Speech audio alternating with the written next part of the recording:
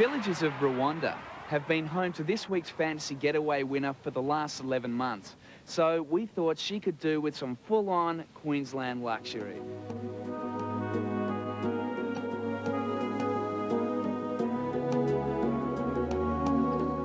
Four days at the Allamanda Resort, 20 minutes drive north of Cairns. Here, every room is an apartment suite. The Allamanda suite? Wow, it's beautiful. Vivien Wilson and her mum Beryl were blown away by the size of their accommodation. The suite has 2 bathrooms, 2 bedrooms, a kitchen and a lounge room the size of a small African country.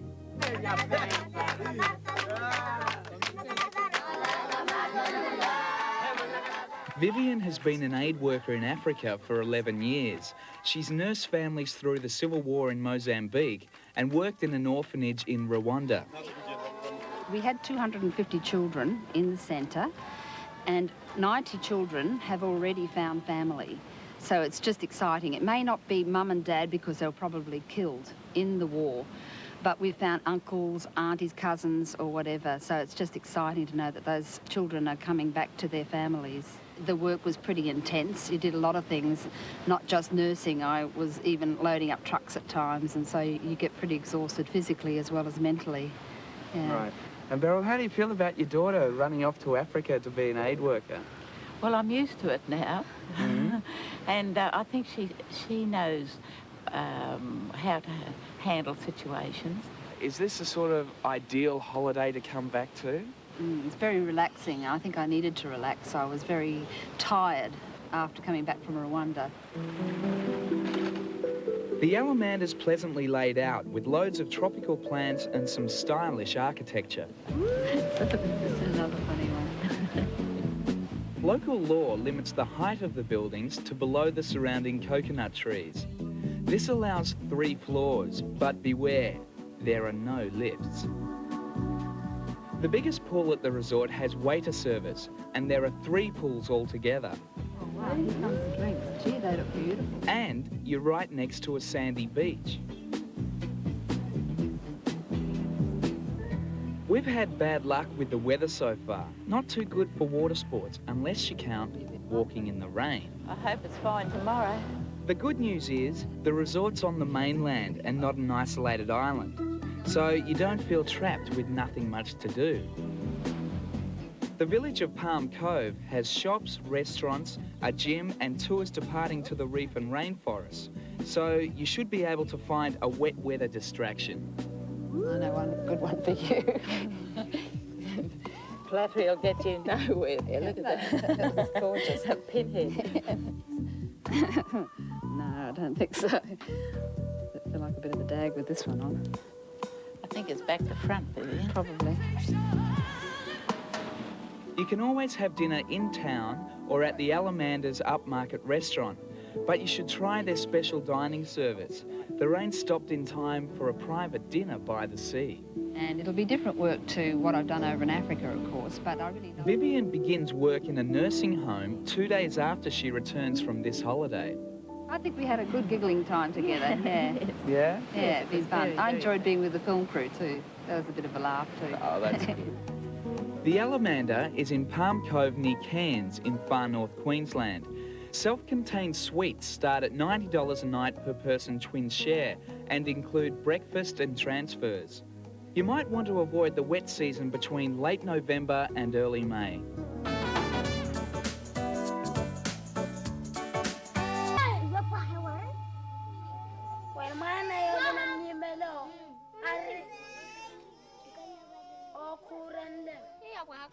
I wonder if he'll let us take his clothes off. Can you ask him, can we just pull the shirt down and have a little look?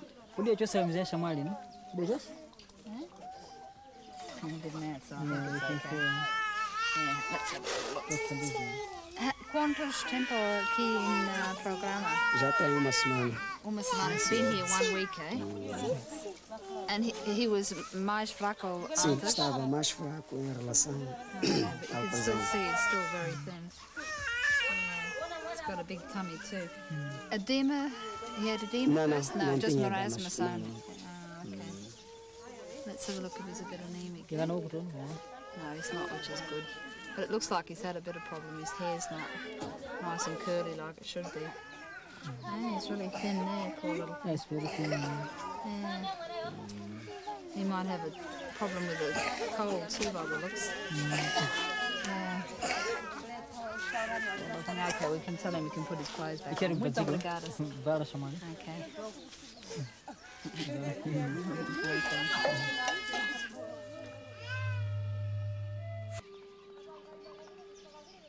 Originally they lived in the village over there in Bunga, and then what happened is the village there just continually was getting attacked, and then her house was burnt down and her fields were ruined, and so the whole village was moved over to this part of Shangara over there. And so she's just been waiting every month just for food. She's not able to harvest yet. She has fields, but they're over there somewhere, and they're just not high enough yet to harvest, so she's just waiting every month for the food to come in. And hopefully when this harvest is, that she'll be able to provide better for her family. Sleep sometimes in the village so that they can pick up all the children that have got severe malnutrition. And then they bring them back to the centre here, and then the children get feeding 5 times a day. And this little baby Jacina came in 1 week ago, and unfortunately this little baby's got a combination of 2 types of malnutrition. It's got a kwashiorkor, which makes them swell up like a toad with all sort of edema there, and what's happened is, you might see this little one's got sores underneath here, was actually where the skin was so edematous, it's like a burn, you know, a blister, and then it bursts and made sort of like little sores there. But not only does the child have protein deficiency, the child also has marasmus, and that means it's lacking in fat. So this poor little baby has got a lot of feeding to do to get well enough to be able to go home again. So I think this child will be in for quite a few weeks. If it weren't for the war, would this be happening? Would there be this kind of malnutrition? I don't think so. Actually, if you look at the forest when you fly around, you'll notice that there's just quite a lot of lush area. I think it's the war that's caused a lot of these problems. Without the war, they'd be back to their normal lives, be able to grow their food. Yeah, it's the war that's caused the problems.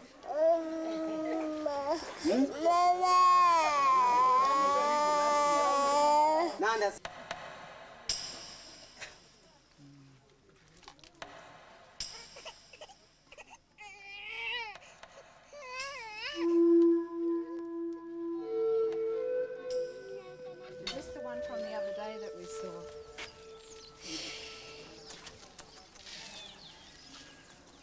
So this little kid's really, really sick, this one. It's very sad. What will you do with something like that? Well, I can see here that it looks like the hospital have given it some oral rehydrations, but it doesn't look like it's been mixed up. She said that she received this packet and she was told to boil and give the child to drink. But they didn't tell her how much water to use or how much powder to use? No, she was not told. This is not doing any good just popping a little bit in water like that. It has to be to the exact measurements or it's just useless. That child never should have been given just a packet of oral rehydration like that. It's just like giving it a death sentence in a way, because if it's mixed up incorrectly, then you've got too much salt in it, and that's actually very dangerous. And so our team in World Vision have been trained that when they always do training, they must do a proper demonstration. You could tell the mother even right now that this is how much water she needs to use. Can you tell Mama in Nyungwe? Nani mama, yana mkatambira kabolo saka kale, temba kadani mkafungula mwiketu kenseni, mzafika umu. Maji yale yafika umu. Mtenga bolo saka kale mwikamwe mdiboshi maji yate mfika umu. Okay, and then what she has to do is she has to, every time the child has diarrhea, she's got to make sure she gives it plenty to drink. I'll let Jose be in charge of this, just to make sure that the mums know how to make this oral rehydration and show them they can use this container. Jose poderá ser responsável, né? Deverá mostrar à mãe como se processa a mistura da solução oral. Yeah, and we've got empty containers. If she needs one, I'm happy to give one from our warehouse. There's no problem. We've got plenty of these. Nós também temos recipientes vazios. The yellow containers originally held Australian sunflower oil. Thought it was gonna warn him.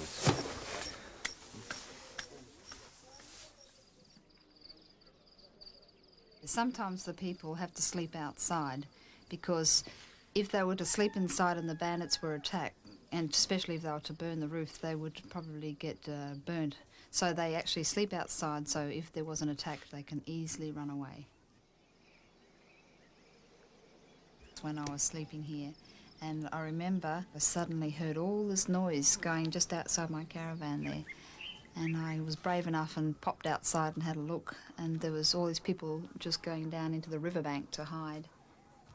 And it was just amazing. The peace that I had, I think it was because of my Christian commitment that helped me through, because normally I'm a bit of a chicken. I get very scared. And this time I was able to pack my little bag just in case I had to run away. Then I went to bed and I actually slept throughout the night. And what happened was I asked the next morning what really was the story. And about 15 minutes walk away this way, there was a small group of bandits. There was only about 3 of them, I think it was, had come into the community and they'd burnt down 3 of the huts. And one of the huts happened to be one of our local facilitators. So it was really absolutely shocking for me to go and visit her the day after, to see her face. It was just so tragic just to look at. She just was so upset. Everything had been burnt. She was a single mum and she had about, I think it was 3 children. All the clothes, not that she had a lot to begin with, but in any case what she did have was burnt, all the food and the house. And so that incident really made an impression on me. You know, I was very sad to see it happen to somebody I especially knew. What?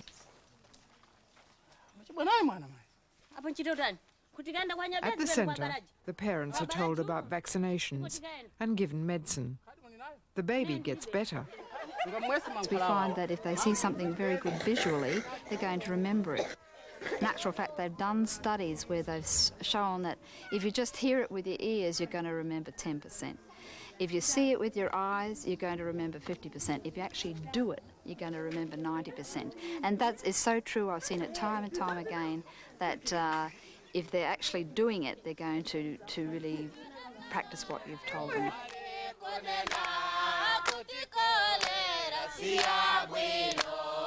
This is a song about preventing cholera.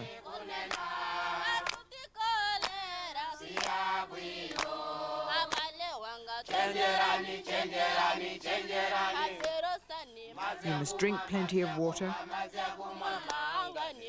dig your pit latrines,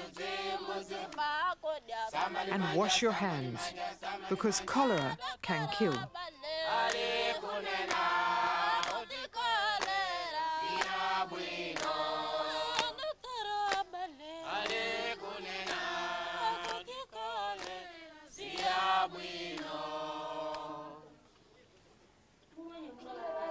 In Vivien's district, the vaccination program she supervises has been so successful that over 90% of all the children have been vaccinated. The national average is only 20%. Vaccination is part of a child survival program where World Vision works with local government to train the whole community to look after their children's health.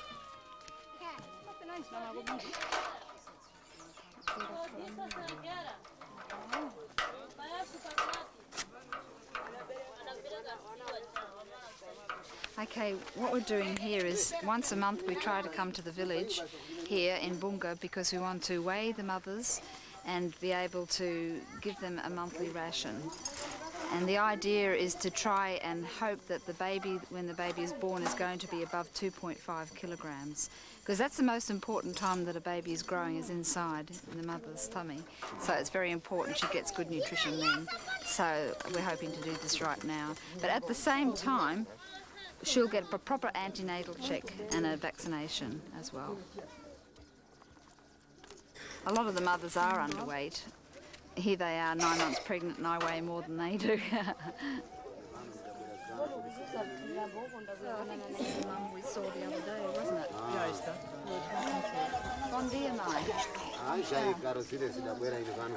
Let's have a look at how her little baby is today. Maybe you could check with Lucinda and Jose if they know how this little Bem, a Lucinda que devia explicar porque ela é que é responsável de ver como é que as mães têm dado alimentação às crianças. And probably we could maybe weigh the child and just see how much weight the child has put on. That might be Provavelmente poderemos pesar a criança para saber também o peso. Yeah, I can see even just in a couple of days the swelling has gone down on that foot, so that's really great. Yeah, that's good. So just tell Mum she's doing a very good job there, just to continue giving her all those drinks and the biscuits.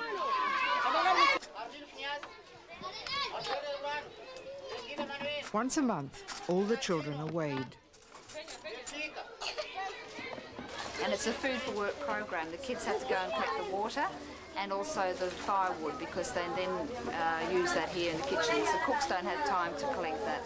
And it's good for the kids to not just stand there waiting for a handout. They've learnt to do some work to get the food. Alberto, Joana, José Mesa, Lucida Faneco, vocês vão receber 6 ingressos. Oh, there's a little bit, I think, somehow or other. We might have to just check the way they're making this porridge up, because this one doesn't seem to have as much fish as the one in the other school. On the sensor.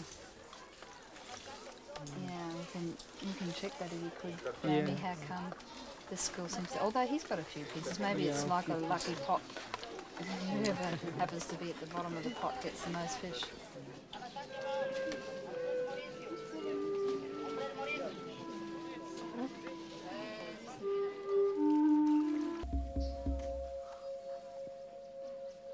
In the field, aid agencies and local authorities frequently work together or help each other out.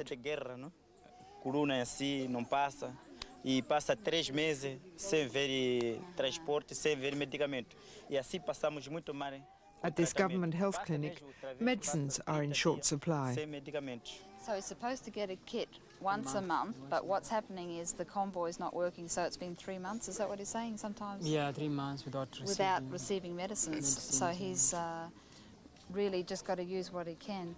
Has he got much left now? Fica até algum estoque ali, alguns medicamentos. Aqui não tenho nada quase. He doesn't have much. E assim já desgotou, não tenho nada. E ali também no centro de saúde de Xangara, tem dado, mas muito fraco também. Eles realmente não temos medicamentos. So what was he saying about? The health center sometimes used to give them, but it's in small amounts. Oh, okay. So this health center tries to help, but they have a bit of trouble. Oh. He's got a good little setup here underground. Mas muito pouco. Yeah, but they have enough drugs, eh? Verdade. Okay. Can I have a look and see what he's got? Esse é cetrimida concentrado. Aqui também ácido benzoico, pomada para sarna. Oh, okay. This is for the problem with the scabies. Sim, também tem é muito frequente cá essas sarnas. What I'm interested about is I noticed here that he's got needles that he reboils up and uses again. But if he keeps using the same needles over and over again, that the point on the needle gets very blunt. So when you stick it in, it's going to sort of be hard to get through the skin. Depois de utilizar as agulhas, as agulhas. I heard him say that he was wanting mebendazole. I think we've got a supply in Tet. I'll go through the cupboard and have a look and see what I can get him. So just share with him that it may take maybe a week, but I'll see if we can get him those tablets for the worms. Seems to be a big problem here.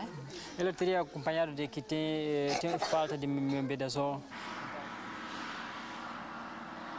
Getting supplies through is an ongoing problem. This gives them time to plant a crop and then to harvest their own food.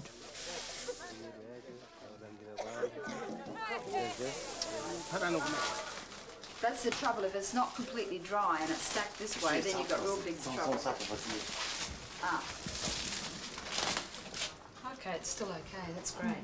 So I'm glad we really were very fussy and made sure we got dry stuff. Otherwise it would have been really rotten. Actually, some of these pieces down the bottom are a little bit, you see, That's what happens when it's not completely dry. Okay, so I think we should take the opportunity of getting the stuff on the plane because we've waited, I don't know, how long is it, 2 weeks now for the truck to turn up. So I think while we've got an opportunity, why not use that plane? Is there a danger of people developing a handout mentality? Yeah. And never becoming self-sufficient? Yeah, definitely it can happen. I've seen it in one community. We actually had to close our program because they said, give me this, give me that. And we said, sorry, you know, we will give you the gift of life through health education, but we will not be able to keep giving you everything that you ask for. So I'm sorry, we'll have to close this program down until you realise that it's not good to always just stand there waiting for a handout. It doesn't really help the people in the long run. But unfortunately, they do need assistance at this present moment because the crops haven't been harvested yet. So we still are actually giving grain to these areas. I think she wants a cuddle. It's the children that keep me here, I think, because I care so much about their livelihoods, and it's sad to see them suffer. Memories of children that were so badly malnourished, and then to see them up running around again, those are the sort of memories that I'm going to keep in my heart when I go home.